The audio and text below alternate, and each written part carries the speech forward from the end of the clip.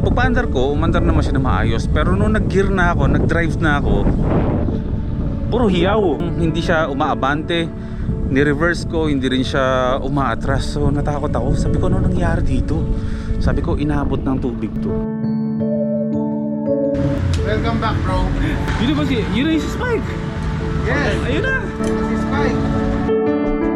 Pati sa mga akyatin, ramdam mo yung lakas ni Spike. Excited na ako gamitin niya. Isasawak pa natin si Spike ulit. 100% na pwede nang gamitin si Spike. Nahawakan ko rin yung susi pagkatapos ng ilang buwan. God, ang tagal nang nawala sa atin to. Nawalay sa atin to. Umaandar na siya. O diba? Napakaluwag nung camper van natin kapag maliit lang dala nating power station. Alis muna ako. Iwan muna natin si Potod dyan. Meron lang akong lalakarin sa labas. Pipikipin ko lang yung motor natin. Dahil mahigit magdadalawang buwan na yata ang hindi ko nakikita si Spike. Magka-commute ako. Kasi hindi ko mauwi yung motor din ako. So sasakay tayo ng jeep. Para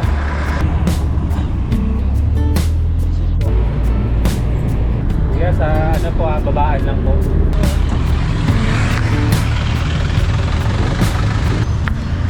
Exercise. Tagal ko hindi rin nakasakay ng jeep po. Ito rin, ganito rin. Tagal ko rin hindi nakakatagal. Diyos ko. Para naman tayong ignorante sa buhay na kung anong meron tayo dati. Lagi hindi ko natanong kung magkano yung pamasahe ng jeep. Tara, lalakarin na lang natin. Malayo lakarin. Malapit motorin, tricycle. Pero lakarin natin para meron tayong exercise din kahit paano. Let's go Spike, let's go. Andito na tayo. High five. Yes, High five muna. High five eh. Welcome back, bro. Yun ba si, yun na yung si Spike? Yes, Ayun na. si Spike. Ang linis ah. Ang linis niya. Teka, tignan muna natin yung motor natin. My God, ang tagal nang nawala sa atin to. Nawalay sa atin to. Umaandar na siya. Hello Spike, how are you? My God. Magagamit na natin ulit yung motor natin. We're back. Magdadalawang buwan no? Natapos na yun ang maaga naman. Ako lang ang late talaga. Kasi sobrang busy ko, hindi ko agad nakuha dito si Spike.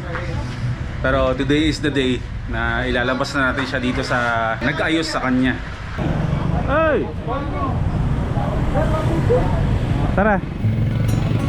High Five Motoworks na ang kanilang specialized talaga dito is yung mga Honda na mga motor. So kaya dito natin dinala si Spike from Nueva Vizcaya yun dati na nasira siya doon. At nung pina-check natin dito sa kaibigan ko kay Bro Joms ng High Five, dahil din sa sobrang haba na ng binahe ng motor na to at ang dami na niyang pinagdaanan, marami na rin pala siyang talagang palitin at may mga tama na rin pala talaga siya. Ito, from Valenzuela. Nalubog itong baha. Ito from Megawayan. Nalubog mula baha. Ayan o, kita naman o. Pero alamin natin, kakausapin natin si Boss Joms kung ano yung mga inayos, pinalitan at in-upgrade dito sa ating Philippine Looper na ADV 150 na si Spike. Si Spike actually bago palit na rin yung kanya cylinder block. Kaya pwede na ulit pang... Pwede na ulit. Isawa ka. O sige, ikwento mo sa akin kung anong nangyari ba kay Spike. Binaba si Spike. Makina. Nakita ko si Spike, walang lumabas na response. Kasi low-bat yung battery. Pinalitan natin ng battery. Hindi nag-response. Gumana yung dashboard. Nag-start. Pag-start, overheat agad. Radiator. Oo, hindi. Hindi pa. Bago pa namin na-trace na radiator na salarin, anong nangyari? Nadamay yung kanyang water pump. Dahil sa sira ng radiator. Sa sira ng radiator, wala na siya sinisirculate na tubig. Oo. Sinibuti naman ano yun, no? Nung bato. Ito.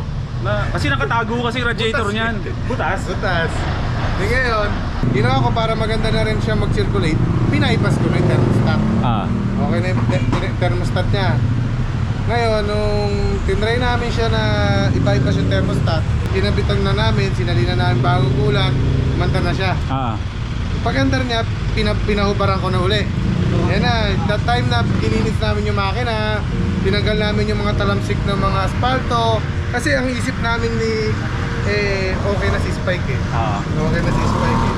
Bago na battery, bago na yung water pump, bago na yung ano, bagong... Hindi, wala pa yung black. Wala pa yung black? Wala pa yung black nun. Pini-MS namin. Pini-MS namin si Spike.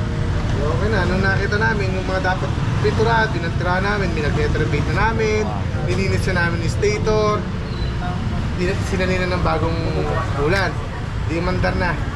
Ito na namin time na tapos na siya sa PMS, sinalang namin sa remap sa dyno.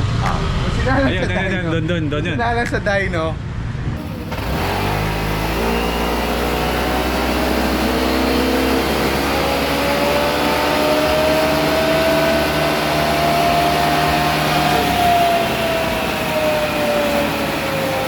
So sa kondisyon niya, nakita natin naglabas ng usok, indikasyon na hindi ayos yung kanyang block. Kung kailan patapos na, nag-usok si Spike. Ano nangyari? Hindi ko pinatuloy. Kasi iba yung usok niya eh, bibigay eh. Ginawa ko, teka, pahinga muna sandali. Hanggang sa natapos namin yung program ng remapping, kinorek namin yung AFR. Yung AFR ni Spike is nasa normal, nasa gitna siya. Ibig sabihin, wala siyang reach, wala siyang lead. Equivalent na pwede kang maka-overtake, mararamdaman mo naman yun. Tinapos namin yung remap. Pagkatapos ng remap, ginawa namin, pinagit refresh ko na. Pinalta ko na ng bago cylinder block. Piston ring, ni-replace namin yung head, nilinis namin ulit yung barbula. Okay na. Min-breaking ko na siya. After kong i-break in, may nararamdaman akong kakaiba. Hindi siya normal. Sabi ko, bagong palit ng water pump, bagong bypass yung thermostat, bagong baba yung block, naka-replace na yung head niya. So dapat wala siyang, hindi puputukan ng water jacket. Yung ginawa ko, Sinilip mo yung radiator? may tumulo. May tumutulo nung nire-rev namin, bagong salin. Tapos ginawa ko, pinressure namin. Yun na, doon na lumabas yung laki ng butas. So palit radiator? Ano radiator? Ito, nirepaint na rin namin yung swing arm. Nirepaint na to? namin yan, Kasi madumi. Madumi na talaga yun. Madumi na talaga eh. Halo, ito, kinabitan namin siya ng autobang para sa remap. Ayan, autobang. Ito yun yung autobang. Ayan, para mabasa natin yung air-fuel ratio. Para makorek natin yung lead part and then yung reach na part ng ECU.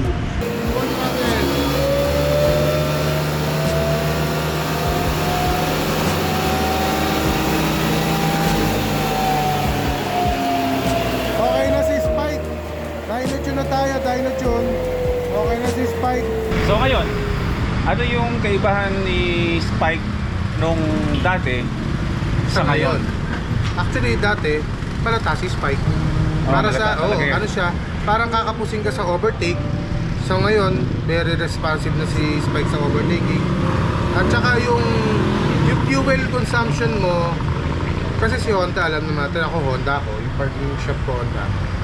Kaya fuel efficiency si Honda, yun talaga yun ano yung Honda, fuel efficiency. Yun ang panlaban niya sa mga ibang brand. Pero, huwag mong hanapan ng power na kagaya ng ano na iba na may power talaga agad. Kasi matipid siya sa gas. More power, more gas. Pagdating sa dulo, malakas sa gas, binawasan namin ng konti para maging pantay. Yun yung tinatawag. Ito, tuner ko nga pala. Si Dipsy, siya yung nag-tune kay Spike. Si Spike, ano? Overlin daw. Overlin siya. Overlin. Kasi 17-18 siya sa mid, saka sa full throttle.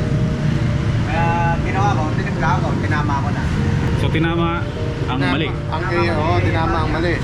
Ngayon, yung part na bungat niya, kulang naman sa gas. Oo. So, kailangan mo mag-upgrade ng panggilid. Yun yung normally ginagawa ng mga bago. Papalit ng pulley para madagdagan yung HP, yung horsepower, tumaas yung speed. Pero kulang pa rin kasi lean siya. And ginagawa namin, binabalanse namin siya. Ngayon pagka binalanse namin at lalo na naglagay ko ng pulley, kagaya ni Spike, naka-pulley to. Hindi ko na sabihin yung brand. Okay. Okay. Ako magsasabi. Ayaw sabihin. Hindi, joke lang. Mas mararamdaman niya ngayon yung power ni Spike. Oo. Kung dati na BBT siya sa overtake, ngayon wala. Kasi dati sa puli lang ako asa Depende ka lang dun sa tuloy na bibigay ng yung settings mo na ng CVT tune mo eh. Ngayon hindi na. Pati sa mga akyatin, ramdam mo yung lakas ni Spike. Excited na ako gamitin niya. Sasawak na natin si Spike ulit. Ramdam mo. 100% na pwede nang gamitin si Spike. Pwede na ulit bumakpak na Philippine look si Spike. Mas ramdam mo ngayon to. Sige. So magkakaroon tayo ng part ng vlog natin na susubukan natin kung ano yung pinagkaiba ngayon ng takbo ni Spike. Kasi itong motor na to, ramdam na ramdam ko, kabisado ko kung anong kayang gawin nito. So hindi ako mahirapan na timbangin o pagkumparahin yung dati tsaka yung ngayon na refresh na siya, na naayos na, napalitan na yung mga dapat palitan sa kanya, yung mga sira na nakatago na hindi natin nakikita. Ako drive lang ako ng drive. At least ngayon, dahil sa high five, ayan, Motorworks, kay Sir Jobs, all goods na yung ATV natin. High Five Motorworks po, main branch po namin dito sa Malolos. Ngayon po nagbukas kami ng bagong branch sa Nueva Ecija. Doon po kami nagbukas ng bagong maliit na shop lang po. Specialized ano? Honda, puro Honda. Honda FI scooter. Sir Jones, maraming salamat Thank you, sa thank you. pagbuhay ulit sa namatay ko ng motor. At binigyan mong buhay ulit at magagamit ko na ulit siya sa panibagong mundo natin sa pagmumotor, no? I-set up din natin yan ng mga pang camping natin. At tingnan natin kung makakapag-Philippine loop pa tayo. Ayan! Tingnan natin kung may Philippine loop pa natin siya ulit. Pero hindi natin masasabi, malay natin. Nahawakan ko rin yung susi pagkatapos ng ilang buwan. Bibilang ko na lang din ng ano to. Ibalik ko na siya sa dati niyang itsura. Windshield. Sa dami ng ginawa ng motor na to, deserve na ng motor na to na mahinga. Gamitin na lang natin siya sa mga chill na mga biyahe. At syempre, remembrance ko to graduate na siya. Natuwa niya na kung anong dapat nang gawin. Napatunayan na yung EDB 150 natin. So, deserve niya mag-chill na lang sa buhay.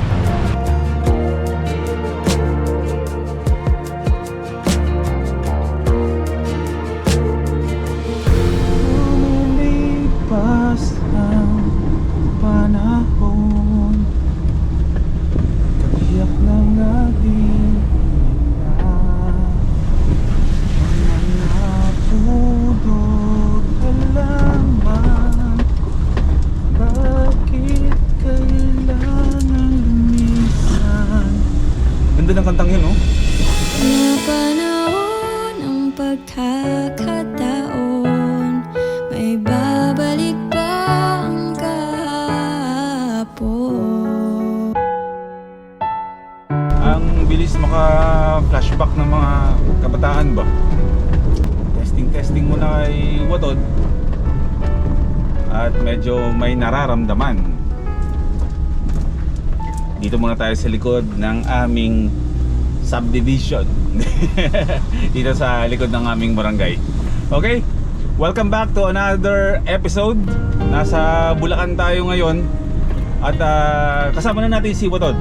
After ng ilang halos mahigit isang linggo na hindi natin siya kasama, at siya ay naipit sa sitwasyon ng bagyo dito sa Bulacan. So alam naman niya ng lahat na laging nangunguna sa listahan or pumapangalawa ang Bulacan kapag usaping baha.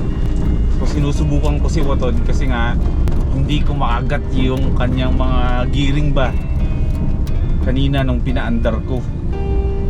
Napapraning na naman ako kasi babiyahe tayo ng malayo sa mga susunod na araw eh. Iniikot-ikot ko muna siya dito sa Palayan. Sa mga hindi pa nakakaalam, ang Bulacan, nandito ang pinakamalaking dam. Dalawa pa yan. So kailangan magbitaw o magpakawala ng dalawang dam dito sa Bulacan.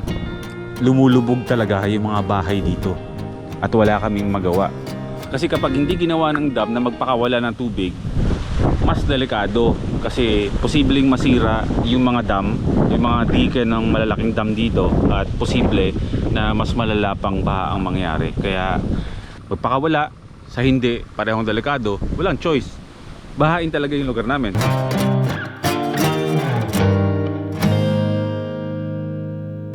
Alas 2 ng hapon at ako'y nag-iikot-ikot nga dito dahil nga ang ating camper van, si Watod, ayan, sinusubukan kong iikot-ikot at mag-transfer ng gearing. Susubukan ko o tinetesting ko, baka bumitaw. Kasi nga, nung time na pataas na at paangat yung baha dito, si Yumame nang sumagip dyan. Umangat na yung tubig dito sa kalsada na dinadaanan natin ngayon. Woo! Go Storm! Pumunta siya sa bahay kahit alam na namin na medyo paangat na yung tubig. Ang taas na ng tubig dito sa Dakila. Kailangan kasi nating itaas si Watod dahil tumataas na yung tubig dito kila Boy P. Bali, yun ang gagawin natin ngayon kasi kaninang umaga ay tumawag si Kuya at nag-aalala para sa sasakyan niya. Siyempre, delikado pagka pinasok ng tubig. Baka mamaya ay ibaba yung makina. Oras na pasukin ang gusto ng tubig yung sasakyan ni Kuya na si Watod. Alam niyo naman na mahal ni Kuya Boy P yung sasakyan na yon. Saka siyempre napamahal na rin sa akin yon. At nagagamit natin yon sa mga biyahe natin. Ay, kung mapapansin nyo dito ay bahang-baha na talaga dito sa may park na kila Kuya Boy P. Nung time na tinatawid siya sa parking na medyo paangat, umabot sa makina banda. So first time niyang malublob sa tubig na ganoon medyo malalim. Kasi mababaw sa atin, malalim na yun para sa kanya. Kasi nga naka-lowered yung ating camper van. Kaya pagkatapos ng ilang araw ng bagyo ay umuwi ako dito sa Bulacan para nga sunduin na sana si Watod. Pero ang nangyari, nung kinuha ko na siya sa pinagparkingan na which is katabing bahay lang din namin, nung pagpaandar ko, umandar naman siya na maayos. Pero nung nag-gear na ako, nag-drive na ako, puro hiyaw. Wala siyang, hindi siya umaabante. Ni-reverse ko, hindi rin siya umaatras. So natakot ako. Sabi ko, ano nangyari dito? Sabi ko, inabot ng tubig to. So panik-panik ako. Hindi ko alam kung anong gagawin ko kasi hindi ko naman kabisado yung anong nangyayari dyan sa van. Kumbaga hindi ako masyadong maalam sa pagmemekaniko. So laging si Dodong laagan ang aking takbuhan ba kapag meron akong katanungan dito sa ating minivan. Sabi niya, baka ano yan, baka yung transmission cable, check mo kasi kung nabasa yun, magkakaroon niya ng kalawang konti. And then kapag nag-shift ka, hindi yun hihila. So sinubukan ko ulit. Sinunod ko yung sinabi ni Dodong. Shift ulit ako, pabalik-balik hanggang sa bumitaw naman. So malinaw na kahit di ko nasilip, kinalawang yung kable. So, maraming salamat na lang talaga. At natanggal siya dun sa pagkakadikit niya dahil nga sa mga dumi-dumi. Kumapit na ulit yung cable. Ngayon nakakapag shift na ako ng maayos ng pareho ng dati, pero medyo napapraning ako. Parang gusto ko siyang palitan ng cable. Pero sabi ni Dodong, W40 lang yan, palinisin mo lang, all gusto niyan. So medyo kahit paano na natanggalan ako ng pag-aalala. So hindi ko alam kung ano ang plano ngayon, pero syempre mawawalan ba tayo ng ganap, di ba? Hindi naman ako nawawalan ng ganap. So inaantay ko lang yung message nung dalawa kong kaibigan, si General tsaka si Mamen, na dito lang din naman sila sa paligid nakatira. Maghahanap kami ng spot mamaya kung saan kami magka-camping dito sa paligid. hindi naman natin kailangan lumayo. Hindi naman kailangan ng camping pupunta ka sa beach, sa kailugan, sa kabundukan, o bumiyaya ka ng malayo para makapag-camping or masabing mag-camping. Hindi naman ganun kailangan, no? Sabi ko nga dati, yung spirit ng camping ang hinahabol natin sa mga ginagawa natin, na meron tayong kapayapaan ng isipan, kapayapaan ng kapaligiran. Kahit nasa small circle lang tayo ng mga kaibigan, diwaling konti, basta alam mo na pare-pareho kayo ng trip ba? Pare-pareho kayo ng ini-aim sa pagka-camping. Napakasaya na nun. Solid na ako dun. Hindi ko na kailangan ng maraming kasama para mag-camping.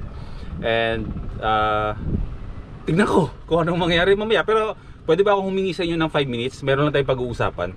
Kasi marami nagme-message sa akin sa Instagram. Hindi ko rin masagot kasi pa isa-isa, na maraming interested dito sa ating mga power stations. So dinala ko tong mga power station dito para pag-usapan na natin kahit sa loob lang ng 5 minutes. Kasi marami na nag-convert into pagka-camping ngayon, pagka-car camping. Yung mga sasakyan, ultimo yung mga kaibigan ko, hindi man nakasetup ng ganito tulad kay Watod. Bumibili na sila ng mga kagamitan nila pang camping at ginagamit na nila yung simpleng gamit nila, yung na sasakyan ba. Kinakargahan na nila ng mga camping gear nila. Pupunta sila sa mga camping sites at kung saan man na maglalatag sila ng tent. So lagi silang after sa ginagamit kong power station dito sa loob ng ating camper van. Pag-usapan mo natin, kahit saglit lang, meron akong 3 power stations. Yung isang power station nasa Alitap-Tap Base Camp. And then yung dalawa natin, ito mostly yung ginagamit ko sa biyahe natin. Meron akong isang malaki, isang maliit. Itong AC200 Max and then itong EB70. Napansin niyo ba na dinala ko to sabay? Hindi, di ba? Kasi itong dalawang power station na to, meron silang silbi pareho. Depende sa sitwasyon ng biyahe o pagka-camping na ginagawa ko. Unahin natin itong maliit. Ito yung madalas kong ginagamit na power station, itong maliit, EB70, kapag hindi ako lumalayo ng biyahe. Kumbaga pag dito lang din naman, goods na to para sa ilaw magdamag, makapag-charge ng mga phones namin, and then magsaksak ng electric fan na mga 12 volts lang yung konsumo niya galing dito, goods na goods ito. Pangalawa, hindi siya kalakihan pero naibibigay niya yung pangangailangan ko na power supply at na-charge ko rin siya sa sasakyan.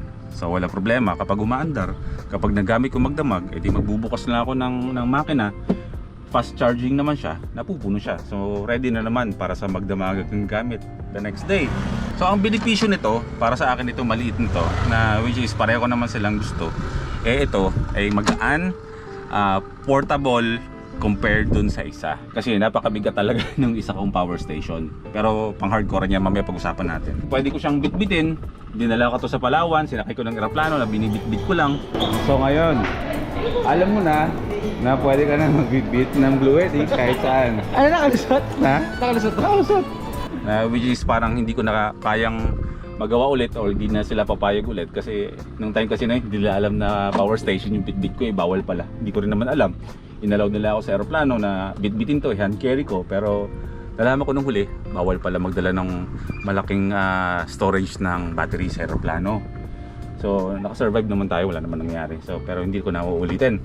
Itong power station na to ang mas prefer kong gamitin kapag gusto ko ng mga simpleng camping. Okay, proceed tayo dito sa isa kong power station na tinatawag ko na The Monster Power Station. Nasa 2,000 watts ito na pwede pa siyang i-boost gamit yung app sa cellphone ng Bluetti. Humihigit pa siya ng 2,000. So isipin nyo yung ganong kalaking power storage. By the way, yung mga power stations pala na to, itong mga Bluettis natin, is merong app to sa cellphone na ginagamit na doon nyo na monitor yung pasok ng kuryente kapag nagcha-charge kayo, labas ng kuryente kapag kayo naman ay nagcha-charge ng inyong mga gadgets. So itong power station na to na napakalaki, hindi ko sa inyo mai-recommend kung maliit ang sasakyan ninyo. Though alam ko na at nakaplano na to na maililipat ko na ito sa ating L300 van kasi nasa 70% na ako ng desisyon na gagawin ko ng bahay yung L300 van. Pero hindi siya tulad dito ni Watod na obvious na camper van. Malapit ko na siyang gawing bahay. Malalaman natin sa mga susunod na video. Malalaman niyo yan. So ito, Ito yung tinatawag na power station ko na pang hardcorean. Gamitin natin yung word na pang hardcore. Kasi ito talaga, kaya mag-charge to sa mga tanong sa akin na, sa mga nagtatanong sa akin, ito para to sa inyo. Kung gaano katagal ang power station na to gamitin. Kung ito gagamitin ko pang charge ng phone, mga laptops at kung ano-ano pa, pang ilaw ko sa araw-araw na hindi ko siya tina-charge. At hindi ako nagsasaksak ng mga rice cooker na malakas kumonsumo o electric fan na talagang pang wall fan ba. Hindi yung, kasi ginagamit kong electric fan dito is yung mga ano lang, yung mga nabibili ko sa Shopee ba na mga USB. Maliit ang konsumo ng kuryente nun. Hindi siya malakas. Kumbaga makakatipid ka ng inipon mo na power station. Kung susumahin ko or tatansyahin ko, kaya nitong tumagal ng mag-iisang linggo na charge ka ng phone mo, may ilaw ko sa gabi, ay hello, ay bro! Yung kaibigan ko, sapat para sa pangangailangan mo sa araw-araw. Higit naman siya kapag hindi mo ginagamit yung mga bagay na ginagamit ko. For example, kayo ang gamit nyo pang ilaw lang sa gabi, pang electric fan, ganyan, pang cellphone, pang charge, napakalaki niyan para sa pangangailangan nyo, which is okay naman siya. Wala akong na speaker bro. Next time na lang bro. Nai-recommend ko to sa inyo kapag kayo ay merong malaking sasakyan, malaki ang members ng pamilya ninyo. Isa dapat dyan sa i-consider ninyo na yung power station na yan, itong power station na to is napaka bigat talaga nito kumpara dito. Ito napakabigat talaga nito. Hey bro, nice to meet you too. Na ito nasa barangay ako namin ganun talaga. Ito mabigat talaga. Hindi ko siya masasabing portable, though portable siya. Kita ka dito, ramdam kasi ni Watod yung bigat niyan. Though kaya naman ni Watod kahit paano. So mas prefer ko na ito dalhin sa loob ni Watod. Ang problema, sa dami ng oras na babad ako sa pag-edit o sa mga gadgets ko, kulang yung maliit na tong power station, itong EB70. Ito pang chill lang, ito pang hardcore. So yun lang, more than 5 minutes na yun. Sana nasagot ko yung mga tanong ninyo sa mga nag-PM sa akin sa Instagram, no? Itong mga power stations na to ay available naman to. Mag-search lang kayo sa Lazada, sa Shopee. Meron naman yung Blue Yeti store doon na kung saan makakabili kayo. And then shout out! Yung nasa description link nitong gamit ko ng mga power station. Oh, shout out bro, anong pangalan mo bro? MJ? Ganda ng bike mo ah. Papunta po, ligas po eh. Ayan, diretso ko lang dyan. Tapos kaliwa, tas kanan, ligas ka na. Sino bang pinupunta mo dun? Ano po, inuman daw po ng mga bikers po. Ayos ah. Andar na nga ako, mukhang aabutan ako ng ulan dito eh. Tsaka expected ko na yung mga ganyan, yung mga laging bumabati sa akin kapag nakahinto ako dito sa lugar na to, kahit saan ako magpunta. Kaya sabi ko sa inyo, kapag ako nag-camping o nag-iikot ako kahit saan, napaka-imposibleng hindi tayo makita sa daan gamit itong ating camper van. Kaya yun ang plano ko sa ating L300 na yung labas, simpleng L300 lang siya, pang-deliver lang siya, pero sa loob, bahay. Yun ang plano ko sa kanya. Hindi ko na itutuloy yung bala ko dati na gawin ko siyang mas bongga dito kay Watod na may mga roof tent pa, may mga awning. Hindi ko na gagawin kasi feeling ko kasi I mean, lahat naman tayo lahat tayo tao. Kahit sabihin niyo na ako vlogger dito, nagka-camping, kahit paano minsan may mga time talaga na pagod ako o pagod kami, na minsan talaga kapag may bumabati umabot sa point na hindi na ba talaga maitago sa sarili na pagod na talaga, parang ganyan. So nami-misinterpret din ng mga ibang tao na nagsusplado ako kasi yan yung impression naman kasi talaga sa akin. Pag sa personal daw napakatahimik kong tao, hindi naman. Minsan siguro pagod lang, pero hindi ako suplado. Ay bro, Thank you Ingat Ingat. Shout out! At least meron na tayong dalawang option pagdating sa sasakyan na gagamitin natin sa pagka-camping o pagbabiyahe ng malalayo. Pag chill, si Watod yung gagamitin natin, yung mga hindi masyadong akyatin, dagat-dagat gaming, ganyan, si Watod ang gagamitin natin. Pero kapag usaping kailangan na naming umakyat ng bundok, gamitin ko na yung L300 natin kasi malakas talaga yung makina ng L300. 4x2, pero napakalakas na makina nun. Napakalakas. May turbo pa nga yun Kumbaga parang walang iniindang akyatin yung L300 na yun. So not a problem kung hindi siya 4x4 as long as meron siyang malakas na makina na kaya niya talagang umahon sa mga matataas na mga kabundukan. At baka may mga nagsasabi dyan na paano kung mag-offroad o sa mga river crossing. Ba't kayo tatawid dyan? Kasi kayo may mga tanong talaga na hindi ko trip yung mga river crossing. Doon lang tayo sa sa mahinahon, sa payapang lugar kung saan tayo makapag-camp. Joke lang. Hindi ko siguro in time kapag karoon tayo ng 4x4, pero parang sa ngayon parang too much para mag-set up pa tayo ng panibagong sasakyan pang camping na 4x4 kasi may L300 naman tayo na nakatenga lang, hindi naman ginagamit. Yun na lang pakinabangan natin. Malakas naman, di ba?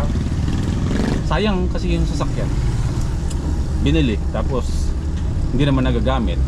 So sama na lang natin siya sa mga adventures natin. Pero so far ganun yung setup na gagawin natin. Discreet siya, camper van kung tawagin, camper delivery van.